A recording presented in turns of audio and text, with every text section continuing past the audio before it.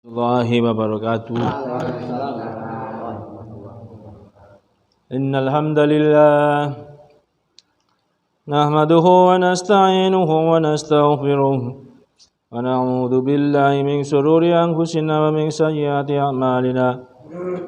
May yahdihillahu fala mudilla lahu wa may yudlil fala hadiya lahu.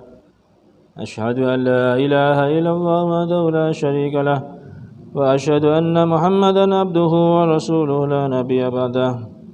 Allahumma shalli ala sayyidina Muhammad wa ala ali sayyidina Muhammad kama shallaita ala sayyidina Ibrahim wa ala ali sayyidina Ibrahim fil alamin innaka Hamidum Majid. Amma ba'du.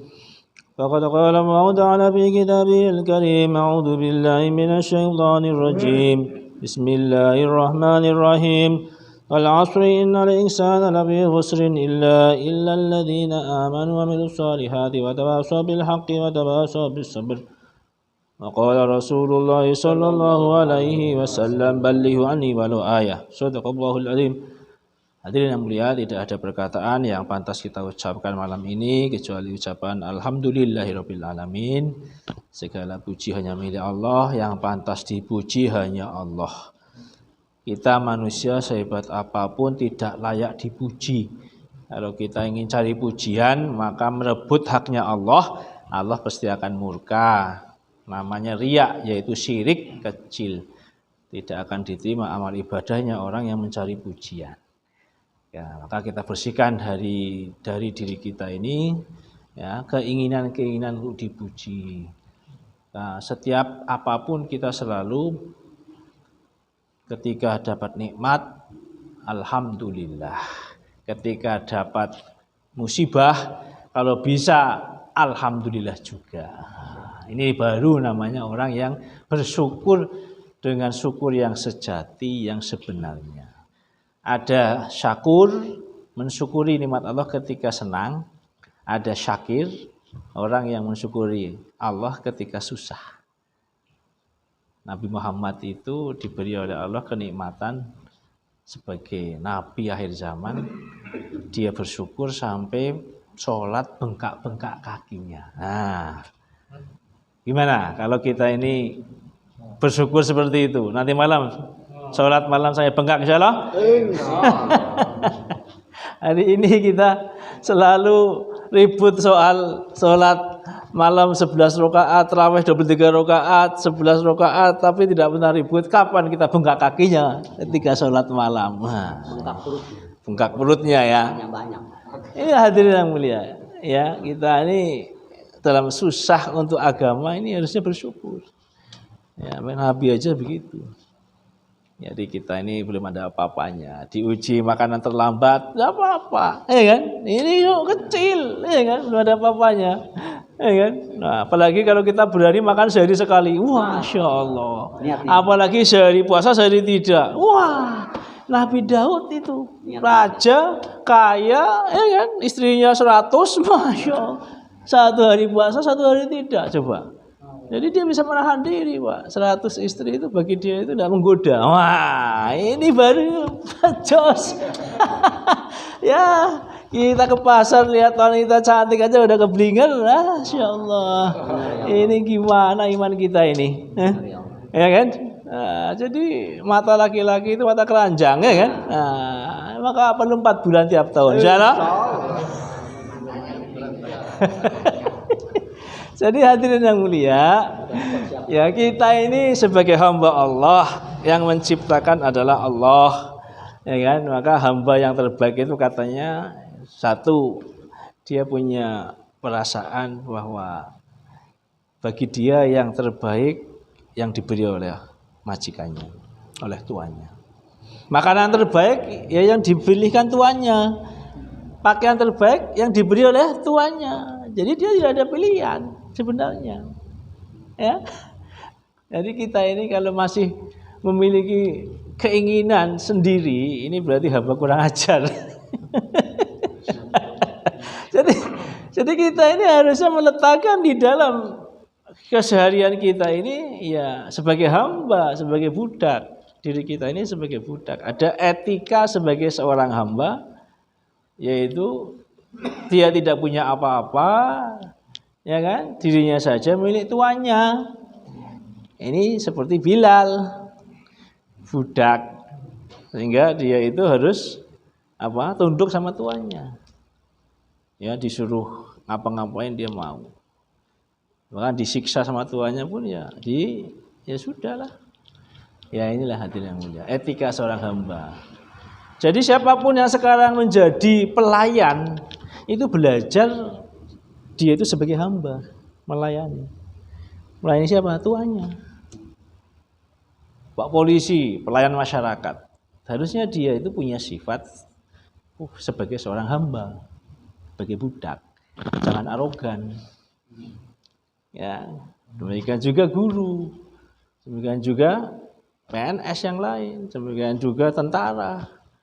Ada abdi negara. Abdi itu apa? Budak, budak negara. Malah merusak negara. Nah ini kan tidak cocok lah dengan namanya. Ya kan? Nah, jadi kita ini posisi kita ini sebenarnya yang paling rendah itu adalah kita sebenarnya dari sebagai hamba. Ama khalaqtul jinna wal insa illa liya'budun. Dan tidaklah ku ciptakan jin dan manusia kecuali menjadi hamba.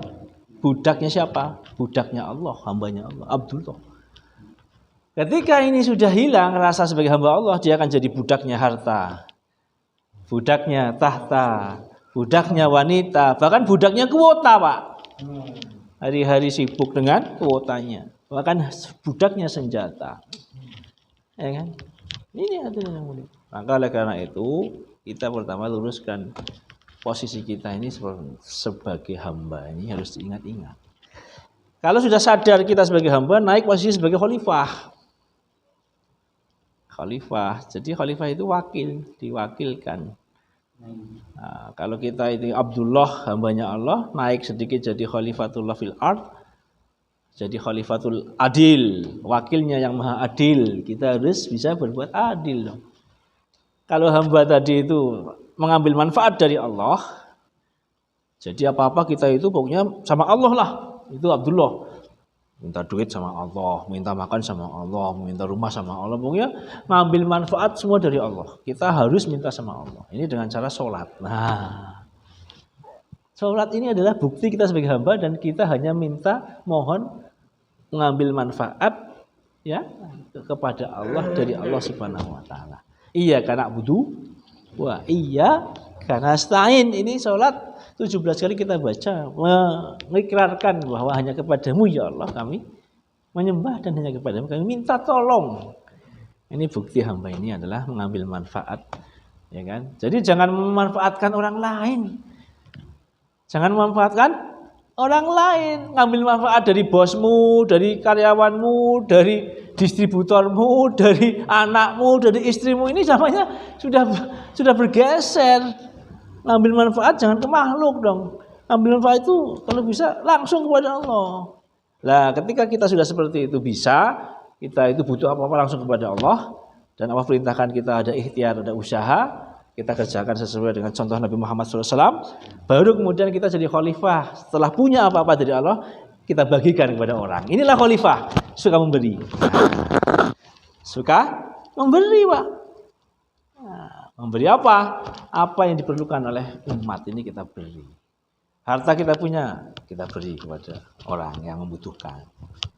Ilmu kita punya, kita sebarkan. Ya kan? Kekuasaan kita punya untuk melindungi, untuk mengayominya. Ini khalifah. Ya, sehingga bagaimana kita ini belajar menjadi Abdullah dan menjadi khalifah yang benar. Ini di mana kurikulumnya? Sekolahnya di mana? Ya di dalam tarbiyah fisabilillah ini, dalam dakwah. Tarbiyah umat ini akan diberikan oleh Allah ketika umat ini dakwah. Nabi-nabi dulu itu sebelum dakwah ditarbiyah dulu, setelah lulus tarbiyah baru jadi nabi. Kalau umat hari ini dia akan ditarbiyah oleh Allah kalau dia mau dakwah. Siap misalnya? Nah, kalau tidak mau ditarbiyah ya udah di rumah aja. Di rumah duduk manis sampai mati, ya kan? Nah, tapi tarbiyah tidak ada, sehingga sifat-sifat sebagai hamba dan sebagai khalifah tidak akan terbentuk. Ya? Ada 4 sifat Nabi yang kita harus ikuti wajib hukumnya, yaitu apa? Siddiq, amanah, fatonah, dan tabligh. Ini wajib Pak kita ikuti sifat ini. Harus jujur, amanah, fatonah, dan tabligh menyampaikan. Jadi hadirin yang mulia, maka setiap sahabat ini dibentuk oleh Rasulullah dengan sifat ini. Jujur sekarang itu mahal, Pak. Cari orang jujur satu Indonesia itu wah sulit sekali. Ya kan? Katanya jujur hancur katanya. sudah sekian parahnya zaman ini. Kalau kamu jujur kamu hancur. Iya kan? Coba. Ini masalah ini. Ini kan? Masya Allah. Jadi hadirin yang mulia, maka kita harus bagaimana supaya berjamaah, supaya kuat dalam rangka jadi orang jujur. Kalau sendirian ya tidak kuat. Ya, kita harus buat jamaah. Oleh karena itu, ya dengan kita ini meluangkan waktu fi sabilillah, ya dengan harta diri kita ini adalah untuk membentuk diri kita belajar ya sebagai umat Rasulullah SAW. Jadi sebagai Abdullah, Khalifatullah dan umat Rasulullah SAW yang bertanggung jawab meneruskan kerja kenabian. Nah ini 3 sih baru sempurna Pak. Abdullah, Khalifatullah dan sebagai naib Rasulullah. Menerus kerja kenabian. Tidak ada nabi lagi hari ini Pak. Yang ada adalah umat nabi akhir zaman yang bertanggung jawab di pundak kita masing-masing untuk melanjutkan kerja nubuwah, kerja dakwah supaya asbab hidayah untuk seluruh umat manusia. Ya kan? Jadi hadirin yang mulia, kalau dulu umat rusak ada nabi, Pak. Sekarang umat rusak kayak apa? Enggak akan datang nabi lagi, enggak ada. Ya kita lah harus mau ya meneruskan kerja nubuwah, kerja nabi, kerja dakwah ini. Ya. Yang petani, yang pedagang, yang pejabat, yang rakyat semua ambil bagian. Yang ulama, ya kan? Ya kan? Yang tidak ulama, semua ini. Ballighu ani walau ayat ini ditafsirkan ballighu ani walau ini sampaikanlah dariku saja. Itu artinya satu taklif bahwa ada tanggung jawab yang ada di benak kita semua untuk menyampaikan. Nah, siapapun dia yang sekarang lahir punya tanggung jawab untuk menyampaikan. Ani yang ini penting. Ani itu berarti dari Rasulullah SAW. Jangan kita ngarang-ngarang Pak. Jangan kita ngarang-ngarang, buat hoak-hoak, ya kan? Buat hoak-hoak. Ini harus dari Rasulullah. Harus pastikan ini dari Rasulullah. Walau ayah ini adalah nisabnya Pak. Satu ayat ini Pak, kita kena ini untuk menyampaikan. Bapak punya berapa ayat nih? Mbah, berapa ayat Mbah punya Mbah? Al-Fatihah 7 ayat. Yo, banyak ternyata ayat kita. Banyak. Wal asri, tadi saya baca di awal, berarti 3 ayat. 3 ayat, tapi ini dalam ini. Diulang-ulang, disampaikan, wal asri ini tidak ada bosannya Pak. Dan tetap aja mencelahkan. Tetap aja membuat kangen kita wal asri ini. Disampaikan kemarin, diulang lagi, kayaknya tidak habis-habisnya kita gali. Ya kan? Wal asri ini. Ya, sehingga wal asri ini demi masa, demi waktu ini. Janjinya Allah, sumpahnya Allah. Demi waktu. Waktu ada 3 Pak. Masa lalu, masa kini, masa depan atau esok. Hari esok. Hari esok tergantung hari ini Pak. Esok ini saya ini kira-kira kemana arahnya ini? Kalau saya di sini sekarang, insya Allah besok ke surga. Karena di masjid. Betul enggak? Ya kan?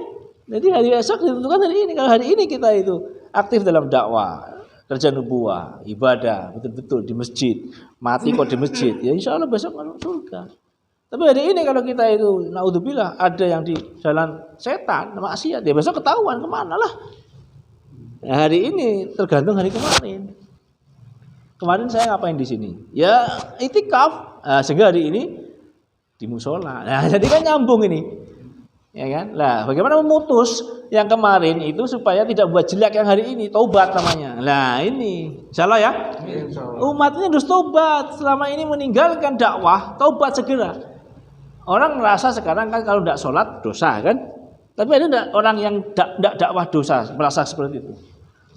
Orang dia tidak dakwah, tidak merasa dosa. Nah, ini masalah ini. Ya kan? Man ra'a minkum munkaran falyughayyirhu bi yadihi. Siapa melihat kemungkaran harus dicegah dengan tangannya. Fa illam yastati' fa bilisanihi. Tidak mampu dengan lisannya, tidak mampu dengan hatinya itulah adaful iman, selemah iman. Nah, jadi hadirin yang mulia, kita berkumpul di sini hendak fikir bagaimana sebagai Abdullah Khalifatullah dan sebagai naib Rasulullah, umat Rasulullah bertanggung jawab untuk kerja nubuwah, kerja dakwah dan ibadah kita sempurnakan semuanya, dan tidak hanya untuk Serang saja, Pandeglang saja, Jogja saja, enggak. Kita diantar oleh Allah bukan untuk Jawa Barat, untuk Jawa Tengah, untuk Jogja, untuk Indonesia, bukan, tapi untuk seluruh alam. Siap insyaallah? Insyaallah. Iya, jadi kalau kita itu benar fikirnya, benar niatnya, sungguh-sungguh, Allah berikan jalan, Pak. Karena hari ini fikir kita itu, saya enggak mampu kelihatannya. Ya sesuai sangkaan hambanya. Ya kan? Gitu loh. Kalau kita niat sungguh-sungguh, betul-betul kita itu fikirnya betul-betul sungguh-sungguh, ya, untuk melanjutkan kerja dakwah nubuwah seluruh alam, maka 1000 jalan bagi Allah untuk mengantarkan. Nah, tapi kalau tidak sungguh-sungguh 1000 alasan. Nah, ini 1000 alasan. Ada? Betul enggak? Iya. Gitu loh. Nah, jadi intinya Mas sekalian, kita ini luruskanlah niat kita. Pertama, revolusi niat. Revolusi niat-niat kita ini betul-betul untuk menyempurnakan agama, untuk menyempurnakan kerja agama dan untuk seluruh alam. Ya. Nah, dengan apapun yang kita miliki, kemampuan yang kita miliki, ya. Nah, dan kita juga harus usaha juga karena ilmunya agama itu luas, sehingga kita harus belajar kepada alim ulama. Ya, belajar kepada alim ulama, mau mengaji, mau mengkaji, ya, sering bertanya. Jadi ini semua orang itu sekarang ini ada kekurangan, Pak. Kalau saya ditunjukkan kekurangan saya, Bapak mungkin lari dari saya, ya kan? Ngapain dengerin omongan dia, orang tidak benar kok, banyak kekurangannya. Ya kan? Tapi Allah tutupi aibnya. Ya kan? Tutupi aibnya, jangan dibuka-buka. Ya. Maka oleh karena itu, ikramul muslim ini penting, Pak. Memuliakan saudara muslim paling tidak nutupi aibnya, jangan dibuka aibnya, ya kan? Jadi belajar agama, setelah pintar kita punya akhlak yang baik, ya, disyukuri dengan apa? Sifat zikrullah, selalu diawasi oleh Allah Subhanahu wa taala. Ada CCTV nih yang mau awasi kita, yaitu punyanya Allah. Tidak akan bisa lepas. Kalau kita masuk ke pasar, ke toko, ke Indomaret ada CCTV, kira-kira gimana? Ada CCTV, jangan sembarangan nih. Nah, ini CCTV dunia. Ya, oleh karena itu, yang penting lagi bagaimana kita jaga keikhlasan dalam kita beramal. Ya, ikhlas ini apa toh? Ikhlas ini sebenarnya adalah suci bersih. Ya, tidak ada campuran. Di dalam niat kita semata-mata mengharap ridho dari Allah. Atau bahasa mudahnya hanya untuk kepentingan akhirat, gitulah. Hanya kepentingan akhirat. Ya, dunia itu hanya bonusnya saja. Ya. Nah, jadi Nabi pernah ditanya, ya Rasul, kalau saya berjuang untuk agama, saya inginkan akhirat dan inginkan dunia, gimana? Tidak bisa. Tidak bisa. Ya, kamu luruskan niat kamu untuk akhirat. Ya. Satu saja. Oleh karena itu kita belajar nih korban untuk hanya untuk mendapatkan akhirat. Tidak berberikan posisi. Kita juga tidak mengancam posisi orang. Silakan kalian menjabat jadi apapun, ya kan? Nah, kami hanya dakwah ngajak aja. Silakan jadi pejabat, jadi pedagang, jadi petani. Kami ajak dakwah, jangan tinggalkan itu semua yang kau punya. Hanya saja luangkan waktu yang ada untuk kerja dakwah. Jadi tidak ada ceritanya kita mau nyuruh orang berhenti jadi polisi, jadi dokter, jadi direktur, jadi tidak ada itu. Yang ada adalah bagi waktu, ya kan? Nah, syukur-syukur membawa fikir dakwah di lingkungan masing-masing. Nah, inilah hatinya mulia. Ya, jadi untuk memperbaiki diri semua ini penting, maka harus meluangkan waktu. Memperbaiki diri. Ya, kalau kita ini HP rusak diservis kan, motor rusak diservis, mobil rusak diservis, bahkan mobil belum rusak pun sudah diservis. Kenapa kok diservis Mas? Kan belum rusak. Ya biar justru tidak rusak. Bapak ini sudah baik, kok suruh perbaiki lagi? biar tidak rusak. Kalau nunggu rusak diperbaiki, sulit tidak kira-kira? Sulit. Gitu. Sulit, sudah rusak diperbaiki sulit loh. Nah, sebelum rusak diservis. Sebelum rusak diservis biar apa? Terjaga maksudnya gitu. Jadi jangan nunggu rusak. Ya, jadi kita ini mengapa terus disuruh untuk meluangkan waktu lagi dan lagi memperbaiki diri ya supaya mencegah tidak rusak. Nah, kalau udah rusak perbaikannya sulit. Lama. 6 bulan, Masya Allah. Gitu ya. Iya kan? Masya Allah. Jadi Allah SWT berfirman, "Qul hadhihi sabili ad'u ila Allah." Ini harus dipegang. Katakanlah Muhammad, hadhihi sabili ad'u ila Allah. Ini katanya satu-satunya jalan ini, jalan Nabi. Ad'u ila Allah, mengajak kepada Allah. Ala basiratin, dengan basyirah. Ya, dengan basyirah ini dengan mata hati, dengan keyakinan, dengan sunnah Nabi, dengan pengalaman. Ana wa manit taba'ani, saya bersama pengikutku semuanya. Bukan ana wa ulama'i, bukan saya dan ulama-ulama. Saya bukan, tapi saya dan pengikutku semua yang punya kalimat la ilaha illallah. Maka ketika Abu Bakar masuk Islam, dia tanya, "Ya Rasulullah, setelah saya mengucap la ilaha illallah ini apa tugasku?" "Tugasmu seperti tugasku." Masya Allah. Siap semua insya Allah? Nah, monggo siapa yang mau berangkat ini ke Jogja membalas kunjungan kami. Katanya kalau orang datang ke sini itu ibaratnya salam. Kalau salam itu sunnah, betul enggak? Tapi wajib itu menjawab salam. Ini bapak-bapak berarti wajib ke Jogja ini. Iya dong. Iya, kami sunnah datang ke sini beri salam, tapi wajib menjawab. Ya, insyaallah. Ya, salam tidak ada yang suruh. Yang suruh tidak ada yang sunnah kok. Gimana Pak Sobur? Insyaallah ya, saya tunggu demikian hadirin. Mudah-mudahan diberikan kepahaman, kemudahan ya oleh Allah Subhanahu wa taala untuk kita bisa istiqomah ya. Ihdinas siratal mustaqim itu minta ditujukan jalan yang istiqomah. Innal ladzina qalu rabbuna tsumastaqamu tatanazzalu alaihim malaika alla takhafu wa la tahzanu. Jadi siapa yang mengucapkan mengatakan Tuhanku adalah Allah dan dia istiqomah, maka insyaallah ya kan? Nah, Allah SWT akan memberikan kepada dia kabar gembira dari surga dan malaikat akan mengatakan jangan takut, jangan khawatir. Wah, demikian mudah-mudahan Allah SWT terima dan mudah-mudahan kita istiqomah sampai husnul khotimah. Saling mendoakan. Subhanakallahumma wa bihamdika asyhadu an la ilaha illa anta astaghfiruka wa atubu ilaik. Assalamualaikum warahmatullahi wabarakatuh. Ya.